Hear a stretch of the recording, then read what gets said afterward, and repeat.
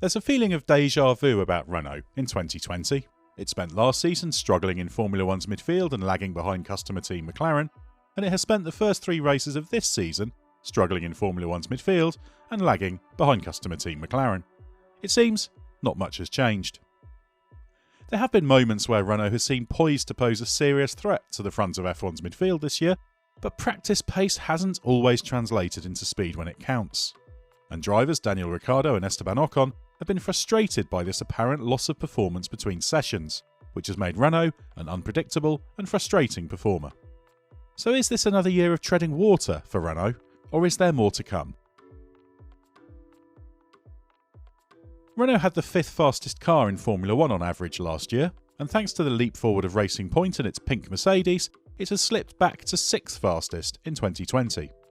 In fact, its deficit to the front is almost identical to the gap back in 2017, its second season after taking over struggling Lotus and turning it back into the Renault factory team. It's still early days, and neither the Red Bull Ring nor the Hungaroring have been happy hunting grounds for Renault in recent times. But comparing Renault to its most obvious rival, customer team McLaren, shows it has broadly moved with the rest of the midfield in terms of edging a little closer to the front. Renault's gap to McLaren in Austria last year, measured based on the deficit of the 2 teams to the outright pace, was 0.661%. In the 2 Red Bull Ring weekends this year, the deficit was 0.361% and 0.649%, closer but by a trivial margin. In Hungary last year, Renault's deficit was 1.026%, but this year the gap to McLaren was 0.945%. That's a slightly bigger gain, but not a seismic shift.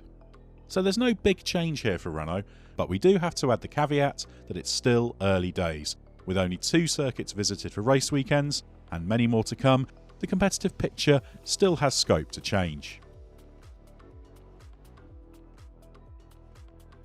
There's no doubt the Renault is a step forward over its predecessor. The RS20's fastest lap at the Red Bull Ring was just over half a second quicker than last year's, with the gain at the Hungaroring 1.1 seconds. The performance gain in Hungary suggests the car has taken a clear step forwards in terms of downforce, with Daniel Ricciardo explaining recently that the increase in what he calls whack off the corner is a big step forward. With the progress on the engine side primarily focused on improving packaging and the reliability, and talk of all sorts of new dyno records being set over the winter, there isn't reckoned to have been a big step on the engine in terms of performance, although the improvement in pace at power-sensitive Red Bull Ring is encouraging. But Renault has introduced a major change of its front-end concept this year, with a Mercedes-style narrow nose. Last year, it struggled to make the front end of the car interact as desired with the bargeboard area, which is crucial for performance under the current regulations. So it can be cut some slack as it's still understanding this new concept. That means there could be significant gains to come. Ricciardo has said he anticipates better results than the trio of 8th places the team has taken so far, and he might have finished as high as 5th in Austria had Lance Stroll not forced him off the track with an aggressive lunge late in the race.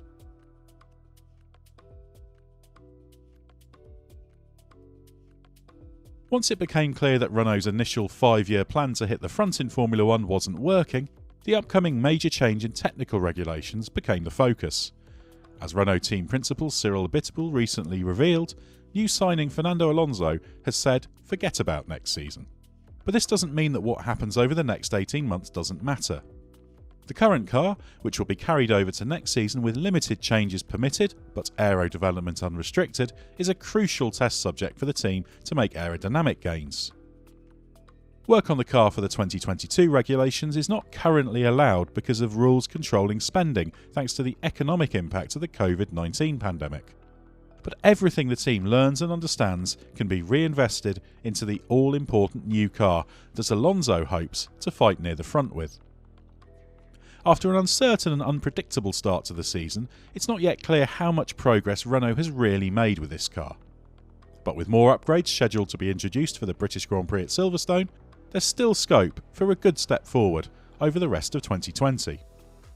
But what do you think of Renault's progress and its prospects? Let us know in the comments below, and please don't forget to like and subscribe.